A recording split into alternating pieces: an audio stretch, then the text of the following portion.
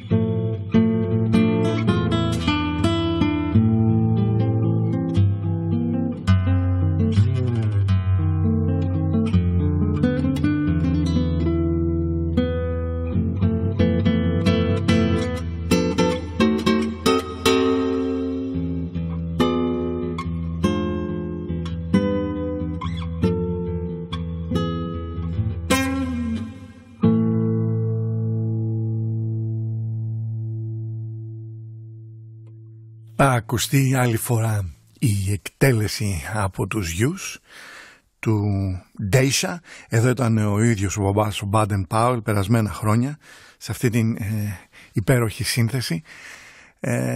Σ' άρεσε? Όχι μόνο μου άρεσε, αλλά συγκινήθηκα. Μάλιστα. Γιατί μιλάμε για έναν θρύλο της βραζιλιάνικης μουσικής και όχι μόνο, ναι, που έχει συνδιαμορφώσει τα νέα ακούσματα από τον καιρό που υπήρξε αυτός και κάποιοι άλλοι εξαίρετη μουσική της πατρίδας του. Και μπορώ να πω ότι είναι ένας μουσικός που αγγίζει σε πολύ μεγάλο βαθμό την τεχνική της κλασικής κιθάρας, με την οποία ασχολούμαι ιδιαιτέρως, και αυτοί είναι οι λόγοι που με έκανα να συγκινηθώ. Θα ρωτήσω κάτι το οποίο περνάει λίγο, το οποίο θα το ρωτήσω αργότερα. Έχεις κάποια άποψη γιατί οι Βραζιλιάνοι έχουν τόσο πολύ μεγάλη κλίση στην κιθάρα, βγαίνουν πάρα πολλά ταλέντα? Μιλάμε για αυτόν, μιλάμε εντάξει για Λόμπος, μιλάμε για τους αδελφούς πλέον τους Ασάντ. Βεβαίως. Κοίταξε, εικασίες θα κάνω. Ναι. Η Βραζιλία ως χώρα, όπως και οι άλλες χώρες της Λατινικής Αμερικής, θα μπορούσαμε να πούμε ότι προσομοιάζει και με εμάς. Θα το συνδέσω και εγώ για την ανάπτυξη της κιθάρας στη κεντρική και νότια Ευρώπη. Λοιπόν, θεωρώ ότι είναι το ταπεραμέντο αυτών των λαών που ταιριάζει με την κιθάρα. Η κιθάρα είναι ένα όργανο που επηρεάζεται πάρα πολύ από την προσωπική μας διάθεση και έχει ένα μειονέκτημα το οποίο ίσως να λειτουργήσε και θετικά. Θα εξηγήσω τι εννοώ. Η κιθάρα είναι ένα νεαρό όργανο. Δεν έχει το ρεπερτόριο που έχουν τα άλλα τα όργανα της ορχήστρας, το πιάνο, το βιολί και τα λοιπά όργανα της ορχήστρας, τα οποία έχουν ρεπερτόριο, μπόρεσαν και έγραψαν για αυτά τα όργανα οι γίγαντες της παγκόσμιας μουσικής. Αιώνες τώρα. Η κιθάρα λοιπόν, ούσα νεαρό όργανο, έπρεπε να συνδιαμορφώσει το ρεπερτόριο παράλληλα με τον καιρό της. Και λέω νεαρό για να μην παρεξηγηθώ. Βέβαια έχουν γραφτεί έργα για κιθάρα τα τελευταία 150 χρόνια, αλλά είναι νεαρό μπροστά σε κάποια έργα που έχουν γραφτεί για τα άλλα όργανα που είναι 7-8 αιώνες πίσω. Έτσι με πρόχειρη καταμέτρηση τώρα τα λέω αυτά. Λοιπόν, οι Λατινοαμερικάνοι γνωρίζουμε όλοι ότι έχουν μια ιδιαίτερη διάθεση, έτσι, την αγάπη για τη ζωή, μια ελαφρότητα σε κάποια πράγματα, θέλουν να διασκεδάζουν. Αυτά όλα βρήκαν νομίζω έφορο έδαφος στην κιθάρα.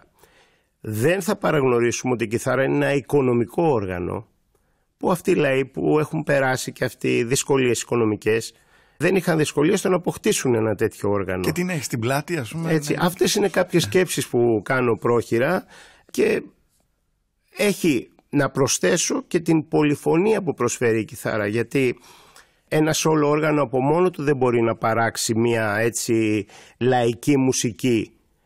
Παράδειγμα, αν κρίνουμε από τη δική μας την παραδοσιακή μουσική, έχουμε παρατηρήσει ότι κατά τόπους υπάρχουν βιολιστές μαζί με λαουτίστες, λιράριδες με λαουτίστες, με κρουστά. Η κιθάρα από μόνη της μπορεί να παράξει μουσική λόγω της πολυφωνίας που διαθέτει και της ικανότητας, όπως εσύ πολύ σωστά είπες, της μεταφοράς του. Οπότε τη μεταφέρει κάποιος και μπορεί να δημιουργήσει μια όμορφη κατάσταση, ένα ωραίο κλίμα με ένα και μόνο όργανο. Και κάτι πρόχειρο, το οποίο δεν ξέρω αν το έχω αναφέρει ποτέ σε αυτήν εδώ την εκπομπή, είναι το εξής. 2 ταξίδια μεγάλα έχω κάνει, γύρισα αρκετά τη Βραζιλία. Κάποια στιγμή πέρασε από το μυαλό αυτό θέμα το οποίο βρεθήκαμε, το πόσο κοντά μπορεί να είναι σαν νοοτροπία, ιδιοσυγκρασία η ελληνική με τη βραζιλιάνικη ζωή, κουλτούρα, λαό. Έκανα την ερώτηση στους Βραζιλιάνους για 1 μήνα την πρώτη φορά και 1 μήνα τη δεύτερη φορά, ποιο μέρος θα θέλανε να επισκεφτούν αν θα είχαν τη δυνατότητα να κάνουν τουρισμό, να φύγουν. 1 στα 3 μέρη, πολλές φορές ήταν το πρώτο, ήταν η Ελλάδα.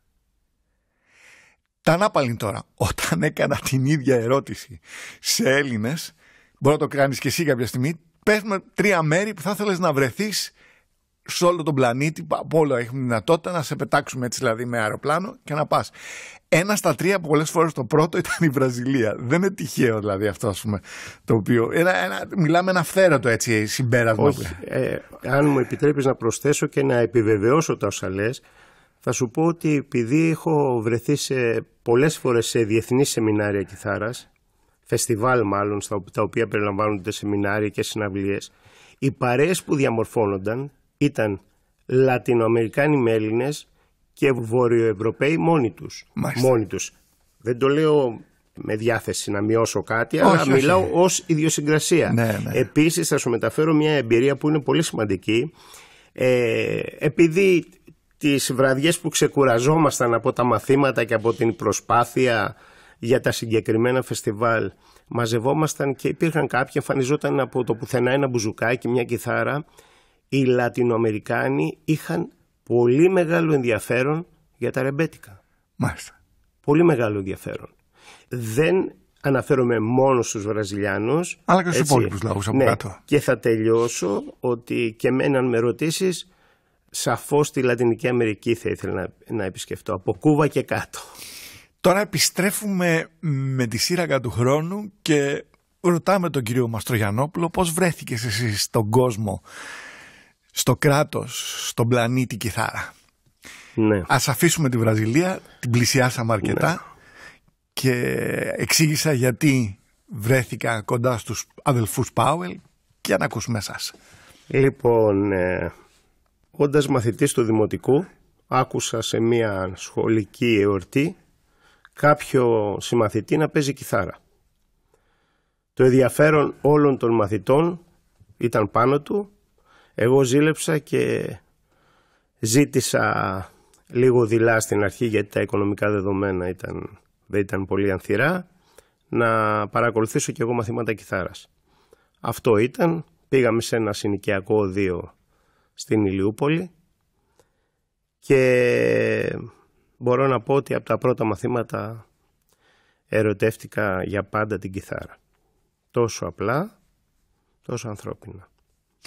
Μάλιστα. Και σήμερα βρίσκεσαι εδώ στο τρίτο πρόγραμμα. Μαζί μιλάμε στην εκπομπή Πινέλα για χρώματα και ορχήστρα. Και το ερώτημα είναι, το κιθαρολόγιο πώς προέκυψε? Να εξηγήσω στον κόσμο ότι σε γνώρισα μέσα από το κιθαρολόγιο και μετά άρχισα να ψάχνω. Το ίντερνετ βοηθάει πάρα πολύ σήμερα σε σχέση με άλλες δεκαετίες να δούμε ποιος είναι ο Γιώργος Μαστρογιαννόπουλος. Το κιθαρολόγιο, που είναι ένα site, μια σελίδα που έχεις δημιουργήσει εσύ, αν δεν κάνω λάθος. Ναι. Λοιπόν, το κιθαρολόγιο είναι ένα σημείο της διαδρομής που έχω πορευτεί όλα αυτά τα χρόνια. Να πω εδώ, κάνοντας μια παρένθεση, ότι χωρίς να θέλω να καταχραστώ το χρόνο της τόσο ενδιαφέρουσας εκπομπής, η πορεία ενός μουσικού δεν είναι απλή υπόθεση, δεν είναι πώς ξεκίνησα έτσι. Υπάρχει μια μακρά διαδρομή, είναι ένας μαραθώνιος με πάρα πολλές δυσκολίες, κυρίως απογοητεύσεις, κάποιες επιβραβεύσεις, κάποιες τυχαίες συγκυριακές γνωριμίες που οδηγούν τον μουσικό εκεί που ίσως θέλει να πάει, αλλά δεν είναι τόσο απλό να πάει εκεί, έτσι. Θα ήθελα να μιλήσω ότι στην πορεία μου υπήρχε ένα σημείο καμπής, ήταν η επαφή με τον Κώστα Κοτσιόλη, στον οποίο μαθήτευσα, και μετά η επαφή με πολύ σπουδαίους μουσικούς ανά τον κόσμο, έχοντας κάνει master classes με ανθρώπους. Θα σου αναφέρεις? Χαρακτηριστικά θα αναφέρω τον Λέο Μπράουερ. Ο Λέο Μπράουερ είναι κατά πολλούς και για μένα η μεγαλύτερη μορφή στην κλασική κιθάρα από το δεύτερο μισό του 20ου αιώνα και εντεύθεν. Τεράστιο ρεπερτόριο, έδωσε νέα όθηση στο όργανο, έχω κάνει μαθήματα μαζί του και κυρίως έχουμε συνυπάρξει σε αυτά που λέμε εμείς στο κρασάκι ή στην μπύρα μετά τα μαθήματα, που εκεί αν έχεις καλή διάθεση και ανοιχτό μυαλό, εκεί μπορείς να δρέψεις πάρα πολλά πράγματα που αφορούν την μουσική και ειδικότερα την κιθάρα. Αυτές λοιπόν οι επαφές διαμόρφωσαν ένα κλίμα ώστε να θέλω και εγώ να προσφέρω κάτι παραπάνω από το γνωστό, κάνω μαθήματα, κάνω κάποιες εμφανίσεις. Μία από τις ανησυχίες μου λοιπόν, και φτάνω εδώ στην ερώτησή σου, ήταν το κιθαρολόγιο. Αγαπητέ Γιώργο, και είναι λίγο καθυστερημένο το λέω, μου επιτρέπεις τον Ενικό, γιατί έτσι μου είσαι πολύ φιλικός έτσι, και μιλήσαμε ναι. Και έχουμε... Λοιπόν, όταν ξεκίνησα η πληροφορία ήταν ανύπαρκτη. Δεν υπήρχε διαδίκτυο και αυτό οδηγούσε και εμένα και πολλούς συμμαθητές, να το πω έτσι σε γενικότερο επίπεδο, δηλαδή όχι μόνο στο οδείο, γενικότερα στα οδεία, να προχωράμε χωρίς να προχωράμε στα βαθιά, χωρίς κανένα φως. Σε σκοτεινές διαδρομές που οδηγούσαν ότι παίζαμε λίγο κιθάρα, αλλά όταν μέσω των φεστιβάλ, των σεμιναρίων, των master classes που προανέφερα, κατάλαβα κάποια στιγμή ότι η μουσική είναι κάτι πολύ σπουδαίο που ναι μεν είναι πηγαία, αλλά χρειάζεται εκπαίδευση. Δηλαδή δεν είναι μόνο τέχνη, είναι τέχνη και επιστήμη. Και επειδή μιλάμε για μουσική, θα πάμε στο Leo Brouwer για να ακούσουμε μια ηχογράφηση. Ωραία. Για να το κοινό να συμμετέχει και μουσικά, όχι μόνο φραστικά με αυτά τα οποία λέμε. Τι θα ακούσουμε? Λοιπόν, θα ακούσουμε την περίφημη «Μία μέρα του Νοέμβρη», το οποίο είναι ένα έργο του Leo Brouwer για σόλο κιθάρα. Παίζω εγώ σε μια ηχογράφηση προσωπική.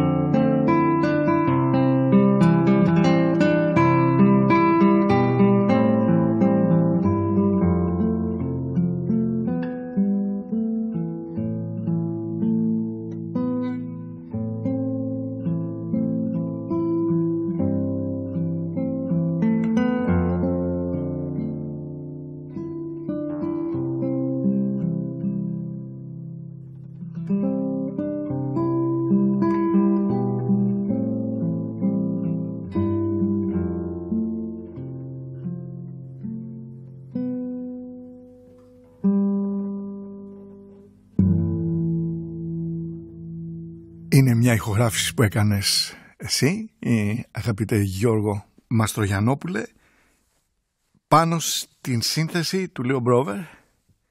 Μία μέρα του Νοέμβρη. Μιλούσες για το κιθαρολόγιο. Ναι, όπως λέγαμε λοιπόν, προέρχομαι από μια εποχή που η πληροφόρηση ήταν πολύ δύσκολη. Δεν υπήρχε διαδίκτυο κτλ. Οπότε κάποια στιγμή μου δημιουργήθηκε η ανάγκη αυτές τις εμπειρίες που αποκόμισα από την πορεία μου, αλλά και τις εμπειρίες των υπολείπων συναδέλφων που πιθανώς θα ήθελα να μοιραστούν, να τις συγκεντρώσω. Η ευκολία που προσφέρει το διαδίκτυο για αυτές τις περιπτώσεις είναι μοναδική. Είναι ένα μέσον που με πολύ λίγα μέσα μπορείς να προσφέρεις στους γύρω σου. Και μιλώντας πιο συγκεκριμένα στους ανθρώπους που μοιραζόμαστε την ίδια αγάπη, τον ίδιο έρωτα για την κιθάρα. Εδώ είναι εξειδίκευση λοιπόν. Ναι, εξειδίκευση. Όταν λοιπόν ξεκίνησα, έφτιαξα ένα κανάλι στο YouTube και άρχισα εκεί να κάνω κάποιες συνεντεύξεις. Ποια χρονιά ήταν αυτό? Είναι 6-7 χρόνια τώρα πίσω. Ναι. Θα σου πω χαρακτηριστικά ότι βρισκόμαστε τώρα στο 82ο βίντεο, στο οποίο έχουν φιλοξενηθεί σπουδαίες μορφές της ελληνικής κιθαριστικής σχολής. Θα πω χαρακτηριστικά, θα ξεκινήσω τιμή Σένεκεν από τον Νότι Μαυρουδή, στον οποίο είχα τη χαρά και πλέον μετά τον αδόκητο χαμό του, το λέω και συγκινημένος, να κάνουμε 2 εκπομπές. Μοιράστηκε μαζί μας μία ζωή γεμάτη κιθάρα. Έχω κάνει με πάρα πολλούς επιφανείς Έλληνες κιθαριστές συνεντεύξεις. Εδώ θα πρέπει να πω, νομίζω ότι το γνωρίζετε, ότι η ελληνική κιθαριστική σκηνή είναι από τις μεγαλύτερες σκηνές στον κόσμο. Οι Έλληνες κιθαριστές βρίσκονται σε όλο τον πλανήτη, διεκδικούν βραβεία σε διαγωνισμούς, τα κερδίζουν και κάνουν συχνότατα περιοδίες ανά τη γη. Άρα έχουμε κάτι κοινό με τους Βραζιλιάνους, οι οποίοι ειδικεύονται στην κιθάρα, να το πω, όπως το αναφέραμε πριν, και έτσι διακρίνονται και οι Έλληνες. Έχουμε πολλά κοινά. Ναι. Ως προς τη μουσική υπάρχει πάντως αλληλοεκτίμηση, μπορώ να το πω με βεβαιότητα αυτό. Αλληλοεκτίμηση. Έχω συζητήσει με Λατινοαμερικάνους και Βραζιλιάνους και γνωρίζω, το καταθέτω αυτό, ότι μας εκτιμούν πάρα πολύ. Λίγο στο ποδόσφαιρο να τους μοιάσαμε ακόμα. Να διακρινόμασταν και εκεί δεν θα ήταν άσχημα. Αυτό σαρκασμός λέγεται. Μια χαρά λέγεται, πολύ ωραίο χιούμορ. Βέβαια εγώ πρέπει να απαντήσω ότι προτιμώ το αργεντίνικο ποδόσφαιρο. Αλλά δεν θα τα χαλάσουμε. Μάλιστα. Πάμε να ακούσουμε κάποια ηχογράφηση που έχεις κάνει με συνάδελφο. Ναι, σκέφτηκα και προτείνω να ακούσουμε κάτι κλασικό πλέον. Είναι ένα κοντσέρτο του Αντώνιο Βιβάλντι, το οποίο εδώ εκτελείται. Υπάρχει προσαρμογή για τσέμπαλο και κιθάρα. Τσέμπαλο παίζει ο σπουδαίος τσεμπαλίστας μας Γεράσιμος Χοϊδάς, ένας σπουδαίος μουσικός που ήταν μεγάλη τιμή να βρεθώ στη σκηνή μαζί του. Να σημειώσω ότι η ηχογράφηση είναι live και από την πλευρά μου να ζητήσω έτσι, να απολογηθώ λιγάκι για την μη τελειότητα έτσι, της λήψης. Ηχητικής. Της ηχητικής λήψης. Λοιπόν, να ακούσουμε λοιπόν το τρίτο μέρος του κοντσέρτου σε ρε μίζωνα.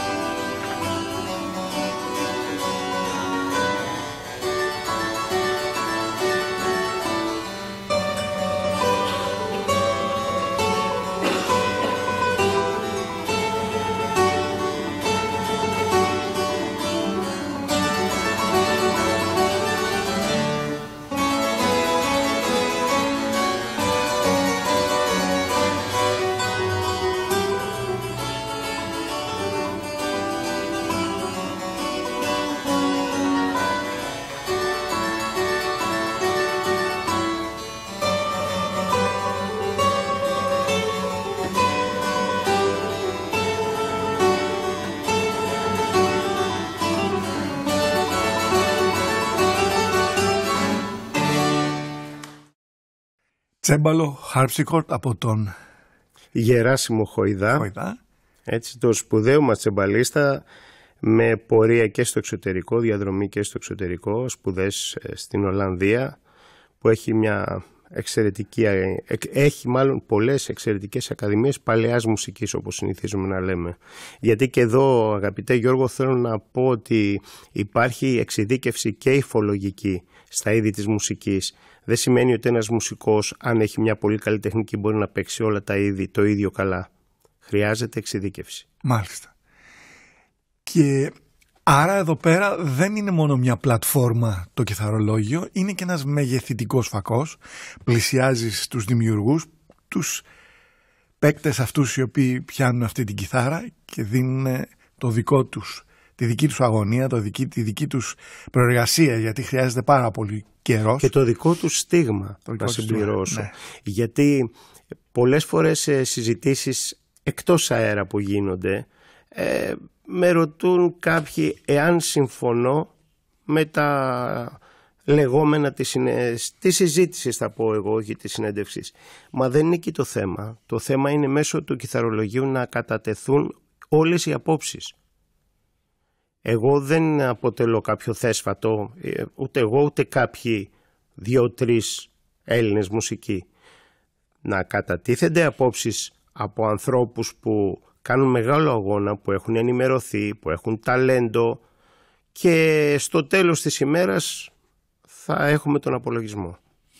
Προσωπικά ξεκίνησες από τα παιδικά χρόνια μαθητικά λοιπόν την κιθάρα, βρέθηκες σε αυτό το πεδίο, συνέχισες τα κονσέρτα, τις συναυλίες.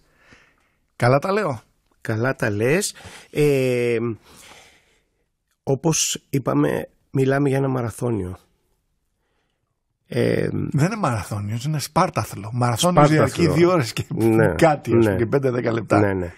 Έχεις δίκιο. Είναι σπάρταθλο σε πληθυντικό, θα έλεγα. Τότε λοιπόν να προσθέσω ότι μπορεί να είναι σπάρταθλο που πίσω από τις στροφές μπορεί να κρύβονται και κάποιοι κίνδυνοι. Δηλαδή, από ένα παράδειγμα, τενοντίτιδες. Βέβαια. Οι τενοντίτιδες, στο μέτρο που κάποιος δεν μελετήσει με το σωστό τρόπο ή κάνει κάτι λάθος, είμαστε δηλαδή αθλητές, όπως λέω εγώ, των χεριών από τους ώμους και κάτω. Βέβαια μην ξεχνάμε, για να μην παρεξηγηθώ, ότι όλα ξεκινάνε από το μυαλό. Έτσι, το μυαλό ορίζει τι πρέπει να κάνουν τα χέρια. Όταν λοιπόν το μυαλό βρίσκεται σε ένα σωστό δρόμο ως προς τη μουσική, τα υπόλοιπα δυσκολότερα ή ευκολότερα μπορούν να βρουν το δρόμο. Όταν το μυαλό δεν ξέρει τι να ακούσει, αλλά δεν έχει και σωστή άποψη για το τι πρέπει να παίξει, αναγκαστικά εκ των πραγμάτων τα χέρια θα ακολουθήσουν. Γι' αυτό μιλάω πολύ για την γνώση. Να ξέρουμε τι θέλουμε να κάνουμε. Οι σπουδαίοι μουσικοί λένε ότι αν δεν μάθεις να ακούς μουσική, δεν μπορείς να παίξεις μουσική. Θυμήθηκα τώρα, λέγοντας για αυτά τα προβλήματα τα οποία προκύπτουν από τη φύση του ανθρώπου και τα τενοντίτιδες, σκέφτηκα το 80-81 συνάντησα τον Λίο Κότκε, ένα από τους μεγάλους της Bluegrass από την Αμερική, από τις κεντρικές πολιτείες. Μου ηχογράφησε 2 κομμάτια για την ελληνική ραδιοφωνία τότε, που δεν ήμουν στην ελληνική ραδιοφωνία, αλλά ήξερα ότι κάποια στιγμή θα παίξουν στον αέρα αυτά, και τα αφιέρωσε απάνω από τη σκηνή, εμφανιζόμενος, γιατί το κοινό δεν τον ήξερε πάρα πολύ, στη Μονμάρτι, το Jazz Club της Κοπεχάγης, το οποίο είναι πασίγνωστο πλέον εδώ και δεκαετίες, και παίζοντας σε σκηνή θα ξεκινήσω με 2 κομμάτια παίζοντας στην ελληνική ραδιοφωνία. Προσπάθησα να τον συναντήσω μετά από δεκαετίες για να μιλήσουμε και λοιπά. Μου λέει να μιλήσουμε, ναι, αλλά να παίξω δεν γίνεται. Κατάλαβα αμέσως μετά, γιατί το είχα μάθει βέβαια, ότι είχε τενοντίτιδα. Είχε αυτό το... Ή μπορεί να είχε και δυστονία, που είναι κάτι ακόμη, είναι πολύ σοβαρότερο. Είναι μια ασθένεια που μαστίζει τα τελευταία χρόνια τους μουσικούς. Για να φανταστείς, υπάρχει μια ειδική κλινική στην Ισπανία, νομίζω στη Μαδρίτη, η οποία ασχολείται με την δυστονία. Όπως καταλαβαίνουμε και από τη λέξη, είναι ελληνικός ο όρος, έτσι, που είναι μια ασθένεια που δεν έχει να κάνει μόνο με τους μυες και τα νεύρα, αλλά ξεκινάει από τον τρόπο που ο εγκέφαλος οδηγεί τους μύες και τα νεύρα. Είναι κάτι αρκετά δύσκολο να θεραπευτεί. Θέλει πολύ επίπονη προσπάθεια, δυστυχώς με όχι βέβαιο αποτέλεσμα. Ψυχοσωματικό αυτό? Μπορεί. Άρα αυτά τα ανέφερα έτσι επιγραμματικά, να πω ότι ωραία, ξεκινάει ένας μουσικός, αλλά δεν είναι ποτέ σίγουρος όσο και να βλέπει το τέρμα, αν υπάρχει τέρμα που δεν υπάρχει. Αυτό που μπορεί να δράσει βοηθητικά σε όλη αυτή την πορεία είναι να έχει μια σωστή καθοδήγηση. Συνηθίζουμε να λέμε μελέτη, ταλέντο, δάσκαλος. Εκεί ο δάσκαλος είναι απαραίτητος ένας καλός δάσκαλος, όπως συνηθίζω να λέω, όπως είναι και ένας καλός γιατρός όταν αντιμετωπίζουμε ένα πρόβλημα υγείας. Η Δήμον, λοιπόν. Πρέπει λοιπόν να έχουμε σοβαρό δάσκαλο να μπορεί να μας κατευθύνει σε όλα τα επίπεδα. Και στο εκπαιδευτικό ακόμη και πώς μπορούμε να σταθούμε στη σκηνή όταν παίζουμε. Δηλαδή στον ψυχολογικό τομέα. Όλα έχουν τον ρόλο τους. Τι να προσφέρουμε στο κοινό του τρίτου προγράμματος τώρα? Τι διαλέγεις, αγαπητέ Γιώργο? Να γυρίσουμε τώρα από την Κούβα, από τον Λέο Μπράουερ, να πάμε σε έναν Έλληνα συνθέτη, στον Κώστα Μιλωνά, ο οποίος έγραψε ένα δίσκο με κάποια κομμάτια για ντουέτα και τρίο. Το κομμάτι που θα ακούσουμε τώρα λέγεται «Μια βραδιά στο Σαν Τέλμο», στο οποίο συμμετέχουν ο σπουδαίος Έλληνας σολίστ Δημήτρης Κοτρονάκης, ο Παναγιώτης Λαμπρόπουλος και εγώ. Είναι ένα τρίο λοιπόν του Κώστα Μιλωνά.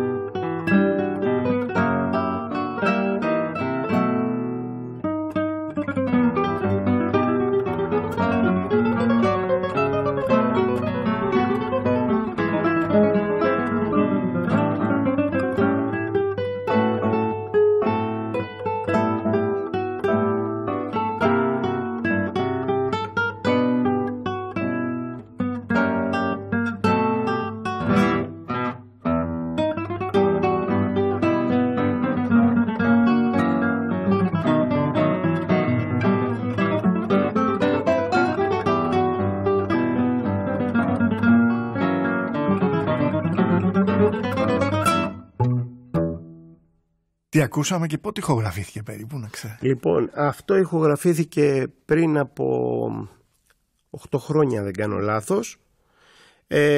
Ήταν μια ευτυχή συγκυρία, περάσαμε πολύ ωραία στις ηχογραφήσεις, γιατί νομίζω το ξέρουν όλοι οι μουσικοί ότι αν δεν υπάρχει καλό κλίμα, ακόμη και στο στούντιο αλλά και στην εξέλιξη μιας παραγωγής, τα πράγματα δεν έχουν καλό αποτέλεσμα. Πού έγινε αυτό? Έχει στούντιο, πώς λειτουργεί? Κοίτα.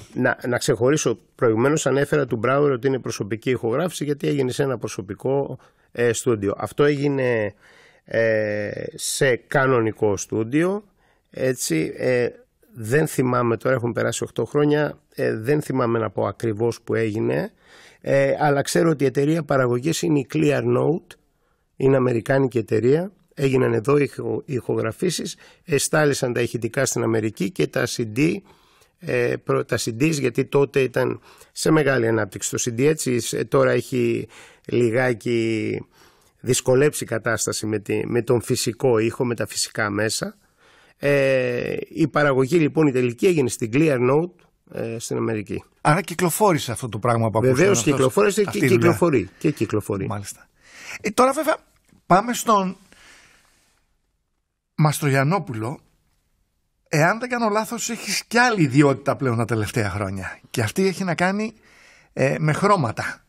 Δηλαδή είναι χρώματα για ορχήστρα, είναι χρώματα προσωπικά. Ναι. Στέκει?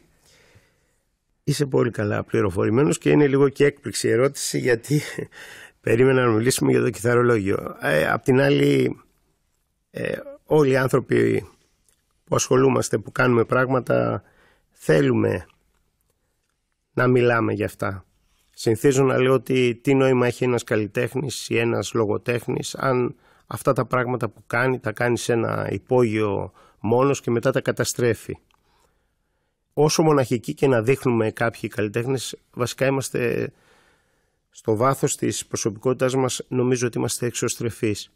Έτσι λοιπόν, κάποια στιγμή της ζωής μου, γύρω στα 10 χρόνια πριν, μου δημιουργήθηκε έντονα η ανάγκη να εξωτερικεύσω κάποιες προσωπικές δυσκολίες και θεώρησα ότι μπορώ να το κάνω γράφοντας ποίηση.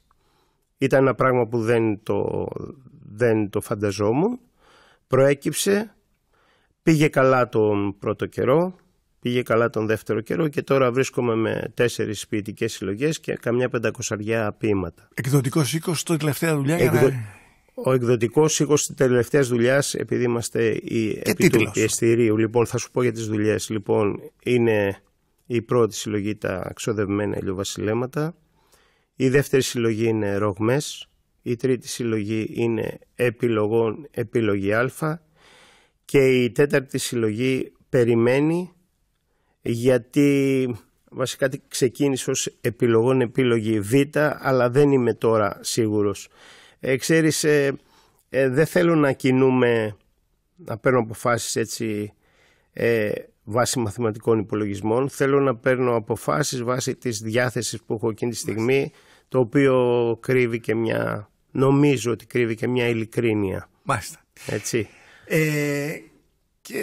Οπότε να πω για αυτές τις συλλογές λοιπόν. Αυτές τις συλλογές είμαι ευτυχής που ενώ δεν έγιναν γι' αυτό το λόγο, για αυτόν τον λόγο που θα πω τώρα, αρκετοί συνθέτες, οι οποίοι, να αναφέρω χαρακτηριστικά, τον Δημήτρη Μινακάκη, τον Νίκο Θανασάκη, τον Μιχάλη Ανδρονίκου, τον Μιχάλη Κόλια, τον Δημήτρη Καθαρόπουλο, τον Διαμαντή Ανδρομηδά, βρήκαν τα ποίηματά μου λοιπόν, είτε δημοσιευμένα στο διαδίκτυο είτε στις συλλογές, και τα μελοποίησαν.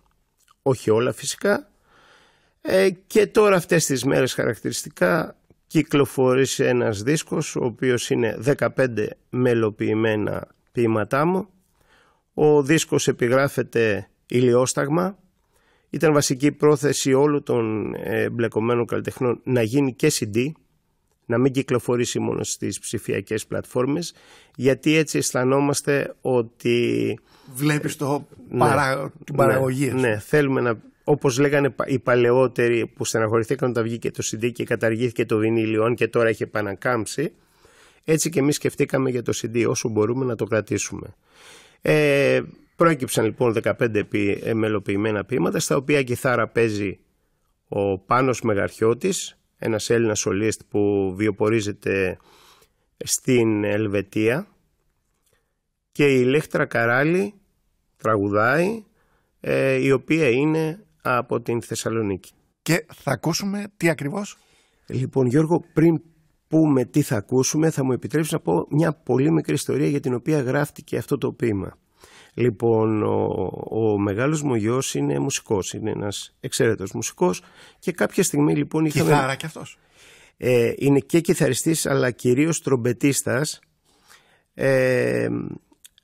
Λοιπόν, ο Μάνος Μαστρογιαννόπουλος, με τον οποίο έχουμε μια πολύ ιδιαίτερη σχέση και πολλές συζητήσεις και για τη μουσική. Κάποια στιγμή λοιπόν μιλούσαμε περί τέχνης, τι είναι τελικά η τέχνη, και ανταλλάσσαμε απόψεις.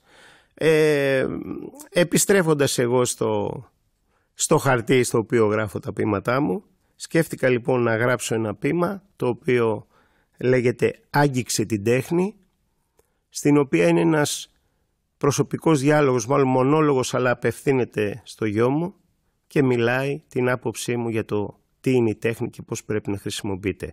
Άγγιξε την τέχνη λοιπόν, μουσική Μιχάλης Ανδρονίκου, κιθάρα Πάνος Μεγαρχιώτης, φωνή Ηλέκτρα Καράλη.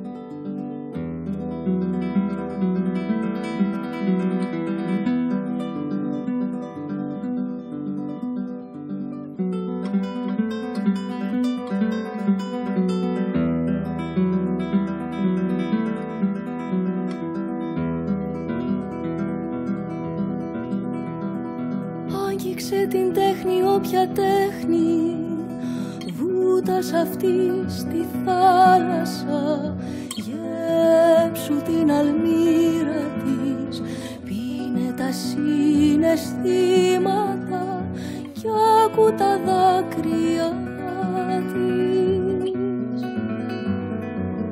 Άδραξε την ελπίδα της και λούσου απ' το φως της, κι αν τίποτα απ' όλα δεν μπορείς,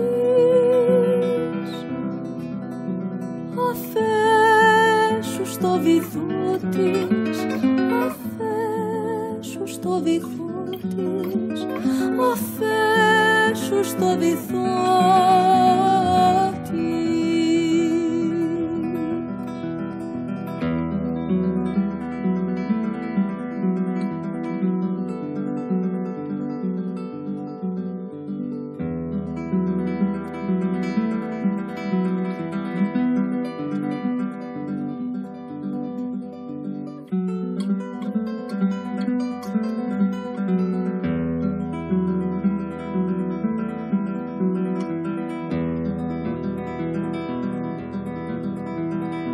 Άγγιξε την τέχνη, όποια τέχνη, βούτας αυτή στη θάλασσα, γέψου την αλμύρα της, πίνε τα συναισθήματα κι άκου τα δάκρυα της.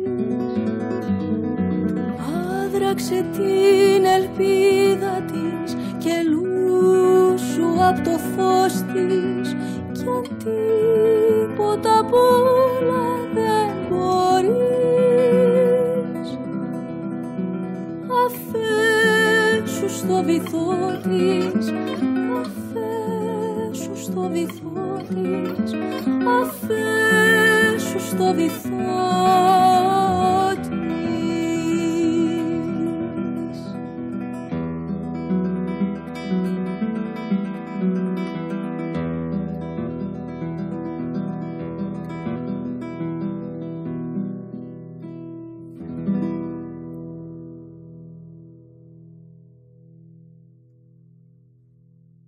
Ακούσαμε λοιπόν το «Άγγιξε την τέχνη», έναν διάλογο του πατέρα μουσικού προς το γιο του. Μάλιστα. Και εδώ θα σε ευχαριστήσω για την άφηξή σου στο στούντιο της Ελληνικής Ραδιοφωνίας, του τρίτου προγράμματος. Υπενθυμίζω πως ήταν η εκπομπή Πινέλα για χρώματα και ορχήστρα, μια παραγωγή του Γιώργου Μαρκάκη για το τρίτο πρόγραμμα της Ελληνικής Ραδιοφωνίας. Ηχοισορροπιστής Στέλιος Εφεντάκης. Τι διαλέγεις για επίλογο της σημερινής εκπομπής, μια και είσαι ο καλεσμένος εδώ? Αγαπητέ Γιώργο, πριν αναφέρω το επίλογο, όπως λες, της εκπομπής ως προς το μουσικό μέρος, θα ήθελα να ευχαριστήσω θερμά για την εδώ παρουσία μου και για την φιλοξενία, την εξαίρετη φιλοξενία που δέχτηκα και εσένα όσο και τον ηχολήπτη μας. Ως τελευταίο κομμάτι λοιπόν, ως πρόταση δική μου τελευταία, είναι το κομμάτι «Σφραγισμένα παράθυρα», το οποίο είναι του συνθέτη Μιχάλη Κόλια, και εδώ παίζουμε ο Δημήτρης Κοτρονάκης και εγώ σε ένα ντουέτο. Είναι ένα μέρος μιας σονάτας, μιας τριμερούς σονάτας.